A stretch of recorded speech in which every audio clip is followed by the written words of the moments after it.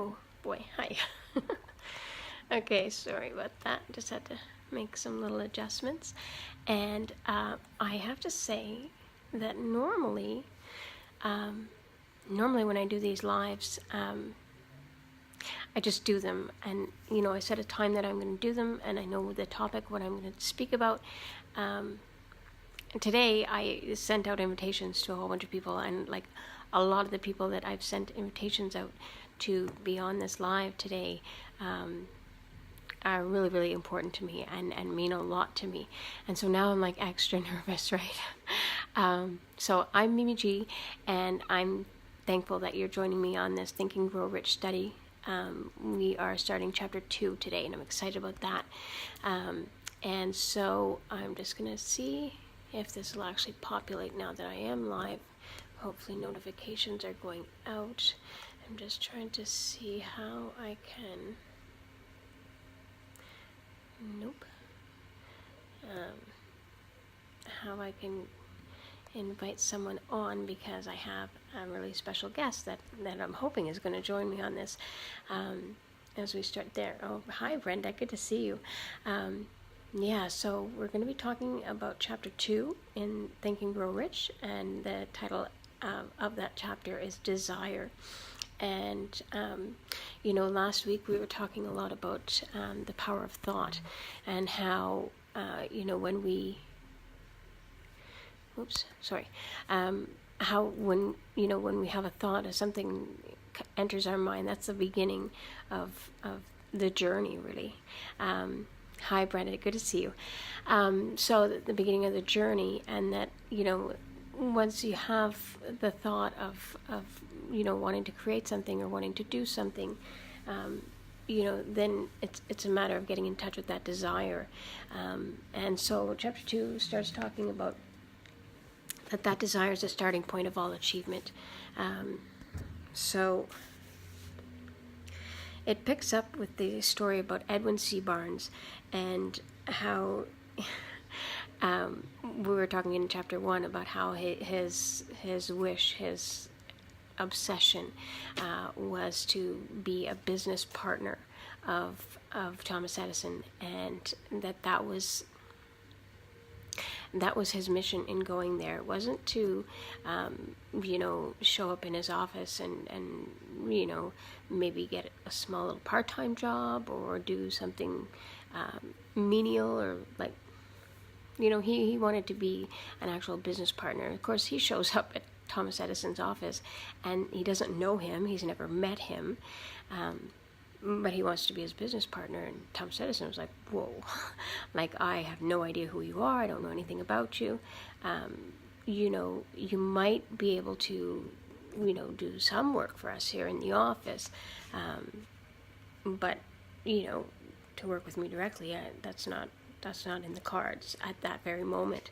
And he wasn't dissuaded at all by that, and he just had it in his mind that it didn't matter. He was in Thomas Edison's office, he was surrounded by people who were working for him, and he had daily contact, visually, and I'm sure that their paths crossed, throughout their working relationship. But what happened was he was working like menial jobs and doing that, and the chapter goes on to discuss that, he didn't care what he was doing. He was doing it in Thomas Edison's office. He was working with Thomas Edison, even though he wasn't a business partner yet, and that was his ultimate goal.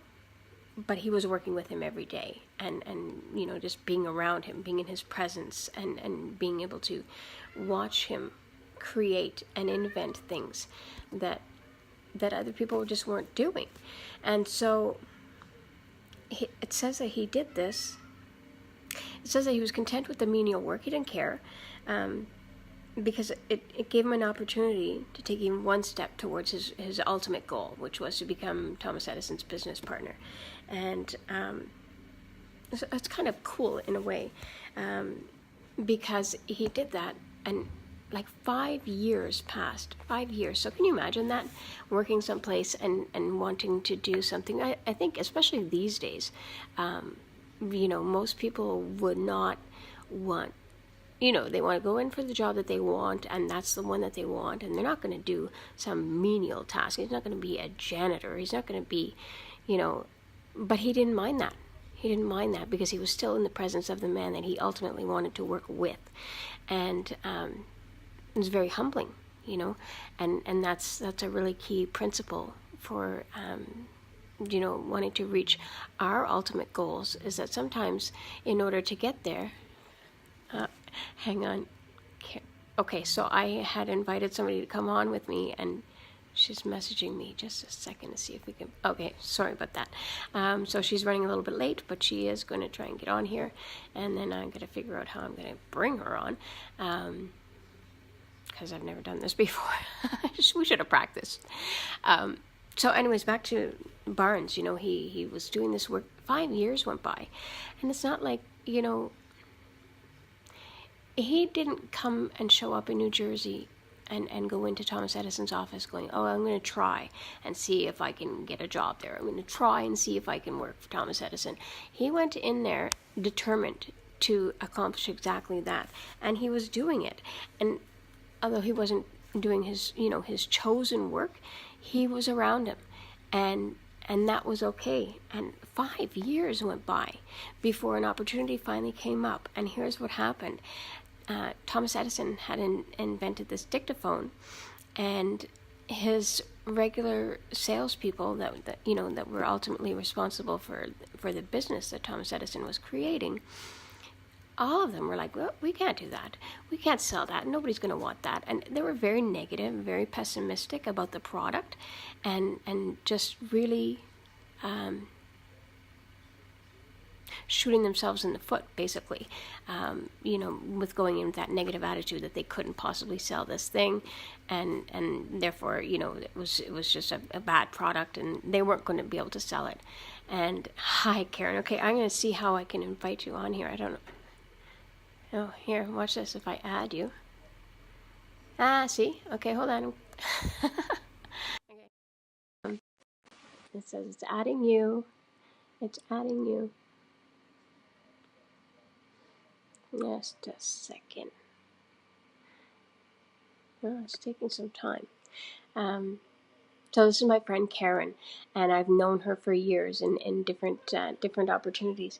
And so I invited her to join us this morning to talk about this great book. And wow, this is quite a process. It says it's adding, but I'm not seeing it. That's okay. We'll have a little bit of patience, and eventually it should click on, and you can join me.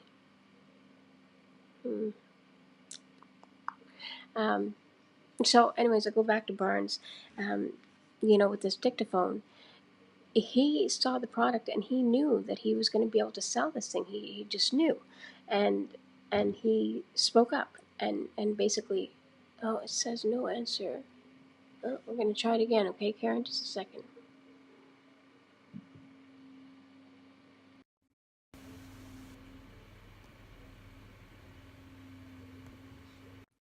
I think we pick it up like a phone call, because it said that they were having trouble reaching you. So Karen, if you can, I guess, accept the call, accept the ad. I don't know. So it's trying to add you again. So anyways, Barnes took it upon himself. He spoke up and said, I can do that. I can sell that. And he did. And he sold it very successfully. And so, that was kind of the catalyst for becoming noticed by Thomas Edison, and eventually he did realize his dream of becoming a business partner to Thomas Edison. And life is like that, right? You set an intention or something that you want to accomplish, and sometimes you're working at it and doing the legwork, and getting the footsteps. See, it's no answer again. Okay, Karen, I appreciate that you're here, and I know that you're watching. We're just gonna have to figure out how we're gonna get you. I've tried to add you a couple times, and it doesn't seem to be working. So we will attempt to do it again, maybe tomorrow, and I will just finish up with a few points that I wanted to bring out with this beginning of this chapter 2. And so the thing with Barnes is that he went into that whole venture. Oh, that's interesting. He was telling you to rotate your phone. Bizarre. Okay. Okay, so we'll figure that out for the next time that we try this. Because I just really want to cover the main point of, Barnes had this intention, he had this vision in his mind of what he wanted to accomplish and what he wanted to, the goal that he ultimately wanted to reach. And there was no turning back. There was no way, it wasn't a plan A, and if that doesn't work, well, then I'll do this, and there's no fallback. This is what's going to happen. This is what I'm going to do. I'm going to go to New Jersey. I'm going to meet Thomas Edison, and I am going to work with him. I'm going to be his business partner. That's what he ultimately wanted. And so he finally had that opportunity, and he was able to prove himself. And, because of the attitude that he had, that positive attitude that, yes, he could do something that the other salespeople, were so negative and were like, no, it can't be done. Nobody's going to be interested. And yet, Barnes took it and ran with it. And made a significant amount of money selling these dictaphones. And, I guess the partnership went on from there. The chapter also talks about a great warrior. I'm just going to read it because it's so good. A long while ago, a great warrior had to make a decision which ensured his success on the battlefield. He was about to send his armies against a powerful foe whose men outnumbered his own. He loaded his soldiers into boats, sailed to the enemy's country, unloaded soldiers and equipment, then gave the order to burn the ships that had carried them. Addressing his men before the first battle, he said, "You see the boats going up in smoke? That means that we cannot leave. That means that we cannot leave these shores alive unless we win. Every person who wins in any undertaking must be willing to burn his ship and cut all sources of retreat. Only by so doing can one be sure of maintaining that state of mind known as a burning desire to win, essential to success." So those are the main points that I'm getting as I'm reading this second chapter, is that determination, that fierceness, and having that clear vision and that desire to create something that's never been before, and that is, it's so inspiring to me. I love that story about Barnes showing up in Thomas Edison's office because it's comical, right? If you were to read, like, there have been different shows, different movies that kind of show that same type of attitude, and it's comical, but it's retreat from negativity for sure. Absolutely, Karen, because negativity will get you absolutely nowhere. And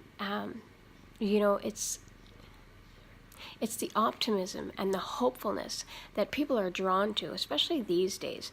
That it's very easy. We live in a negative world, and people focus on all the bad, horrendous things that are going on, and the scandals and the scams, and and if you can just kind of repel that away from you, and just be surrounded with, and be enveloped by communities of people who are looking to do better, to be better, and whose ultimate goal is to help each other, help each other along that path, then I think it's a more surefire way to success. To just not allow any of the negative can'ts. You know, people use, oh, I can't do this, and I can't. Yeah, you can. You know, anything that you want to do, you can do. You just have to decide to do it. And so, you know, having that desire. And so later on in the chapter, the next little part talks about an actual game plan. You know, how you can transmute that desire for riches into its financial equivalent consists of 6 definite practical steps. And I think I'm going to leave off right here so that we can pick it up tomorrow, because these steps are really, really important, and I want to be able to do them the justice that they deserve. So I think that this is a great spot to just leave it, and we will come back. Yes, I want to do that too. So let's end it here, just at that six-part plan in the chapter, and we will pick that up tomorrow. And so, you know, if anyone who's watching, you know, you can let me know. If you're watching the replay, let me know, and I can shout you out. And I also invite you to come back tomorrow and each day as we go through another little snippet of this wonderful, wonderful book, Think and Grow Rich.